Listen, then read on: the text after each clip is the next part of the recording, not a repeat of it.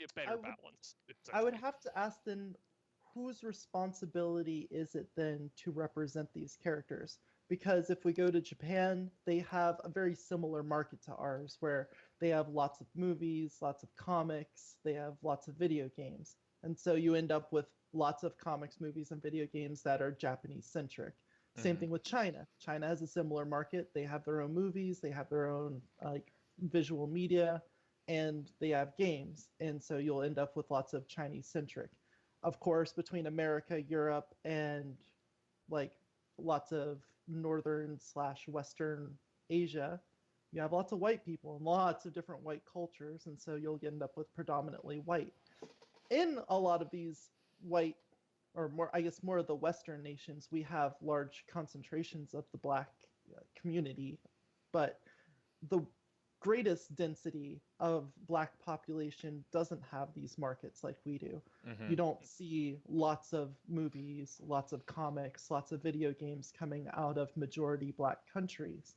So I think in order for us to avoid relying on stereotypes like we would see in any of these other cultures portraying white people and black people, and I guess I guess the Latin America, they're catching up. They've got some games that have come out recently, so they've been kind of doing their own thing. But I feel the same way about them as black people. They just kind of end up as a stereotype too. But is it our responsibility to say, we're going to try to represent you?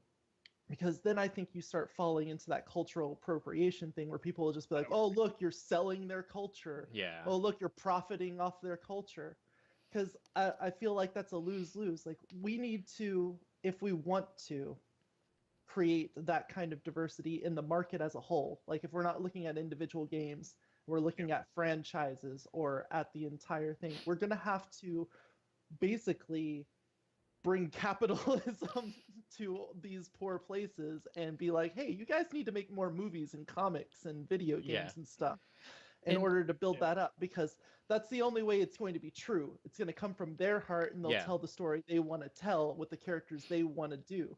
And I've seen like a couple of those videos that made it to YouTube of like people trying to have like Bollywood, but the like Nigerian version, where they'll have like a toy helicopter and try to use perspective to show people running to it and then flying away. Like, they're trying, but you've got some really low production value. You gotta work with it. If that's the case, if we can like get them their own tools so they can build their own stuff, I think that would solve the problem.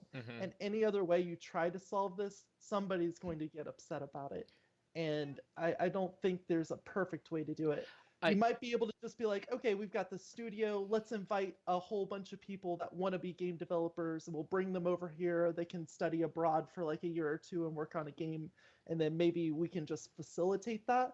I think that'd be a good jump start to it, but I'm not exactly sure if that's sustainable or not. Yeah, and one of the problems with getting more diversity in gaming is that there is a low representation of people of color, in STEM fields. There's a low population in programming and in everything that makes video games. There's a low population of just people of color in that field. And so it's a problem of there being honestly a wage divide. Like there's a certain barrier of entry to get into the field, and that barrier has lessened since we went to UAT. You don't need to go to UAT to do game design. You can get the Unreal Engine for free and use that. You can get Maya and Max for really cheap and or pirate it if you want to. They don't honestly care, because eventually if you get really good, you're going to be in the industry that will be buying the program that you will be using anyway, so they're getting their money on the back end. But the problem is just the barrier entry is still too high, and I don't have a solution for it. I mean, like you were suggesting, maybe invite people from the inner city and say, hey, if you want to do this, here's what you can do. We'll take you through like maybe a tutorial or this 8-week course or whatever. And if you really want to do it, you can then pursue it. Maybe that's an option. I don't know, but at some point, I think that gets back to like poverty in general. Yeah.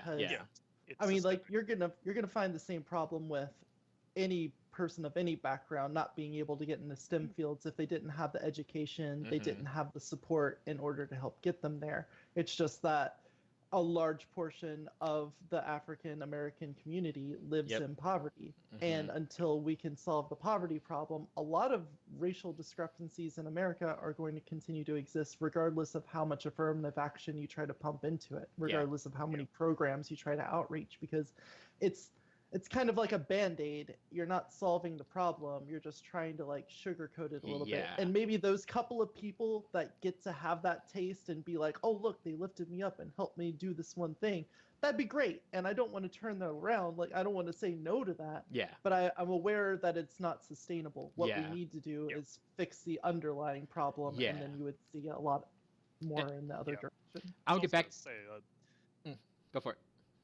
I was gonna say one quick comment on the other countries not being developed enough to get into the game industry, because that's a very privileged thing to have, is a game industry. Mm-hmm.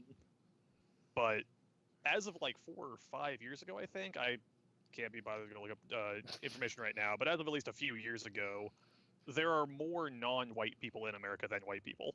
So white people are still the biggest single demographic, but more than half of America is non-white. Mm-hmm. But way more than half of the game industry is white. So that's still disproportionate. And we've got a lot of folks in this country who are of many different backgrounds, who could tell the story, their stories and the stories of of their culture they came from, Mm-hmm. if they had the opportunity to do so. Again, it's systemic. We're a podcast on the internet, so we're not gonna fix income inequality here in the next hour. Yeah. Yeah. Um. Uh, So there. There's that's Yeah. Let's not go there for now.